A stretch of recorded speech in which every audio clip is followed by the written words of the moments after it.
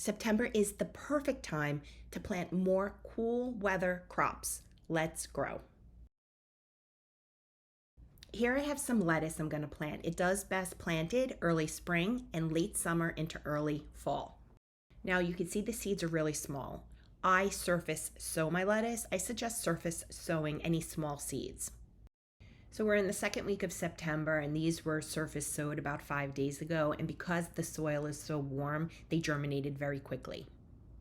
Now I'll be sowing my lettuce throughout September.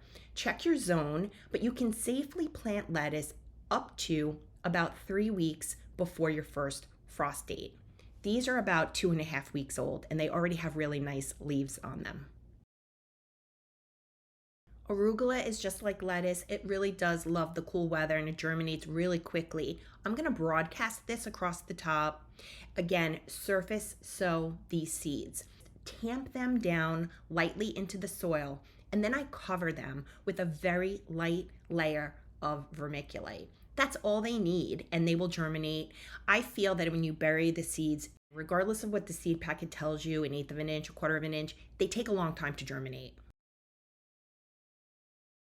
Bok choy is a leafy green in the brassica family like kale and cabbage. Now it grows super fast, especially these smaller varieties. These are bigger seeds, so you would just follow the seed packet instructions for them. They get planted about 1/4 inch deep. These were planted 5 days ago and they've already germinated. You can plant bok choy up to about 3 weeks before your first frost. They can handle a light frost really well, and in fact, it enhances their flavor. Daikon radish, unlike your traditional radish or like what you know as your salad radish, is milder and sweeter and typically used in cooking. These grow to about an 8 to 10 inch long root, but there are some that grow up to 2 feet. You're going to plant them about a 1/2 inch deep and about 4 inches apart because of their size. You want to give them enough space, and then you just cover them loosely with soil. Just like all radishes, they are cold hardy. They do really well in the frost. These are about 2 weeks old. You can see how much growth they already have on them. Now these two varieties are more like your typical salad radish.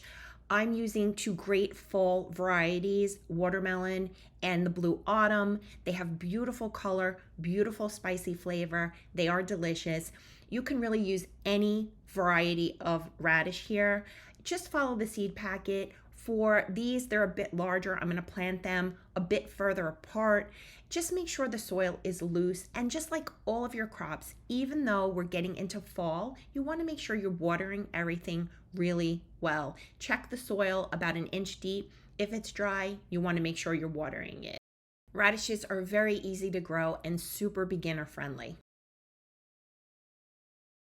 Violas and pansies, these are cousins, and this is actually the best time to be growing these in the fall. They are cold hardy down to about 25 degrees, so if you have a milder winter, you will grow these as a perennial. Now, here in New Jersey, Zone 7A, we've had mild winters for the last 4 to 5 years, so these may grow as an annual or they may grow as a perennial. If they survive the first year, then I should successfully grow these as perennials. But they will bloom from fall to spring. Yeah, they will flower in the winter. They are beautiful, and it's a great addition for your garden because they attract a lot of pollinators. They'll be super helpful in the spring when you're planting your spring crops.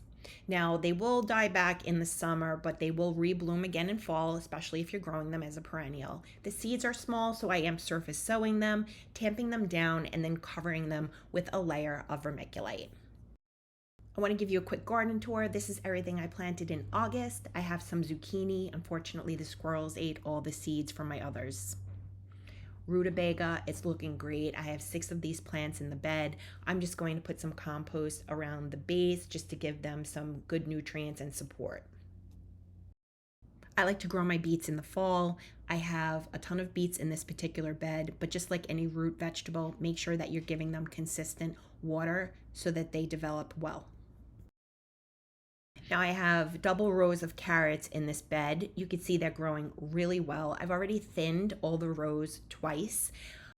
I surface sow my carrots because they are small, and just like the lettuce and the arugula, I just tamp them down and sprinkle them with vermiculite. I don't use any special method of like putting cardboard on top. In fact, that is something I just recently heard of. You can do any way you like, but surface sowing works for me. Here are all the peas I planted. I have probably upwards of almost 70 plants in here.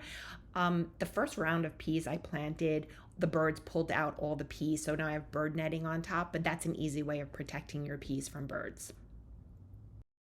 And these were the beans that I planted, and you can see I have a ton in here, so I'm excited to get a lot of beans in the next couple of weeks. I have a lot of great videos coming your way. I'm going to show you how to preserve your herbs. I have sage, lavender, dill, mint. I have a lot of basil left. These are chives. I'm going to show you how to divide them and preserve them so you can have them all winter. I'm also going to show you how to harvest the seeds from your favorite flowers, whether you're growing marigolds, cosmos, sunflowers, zinnias.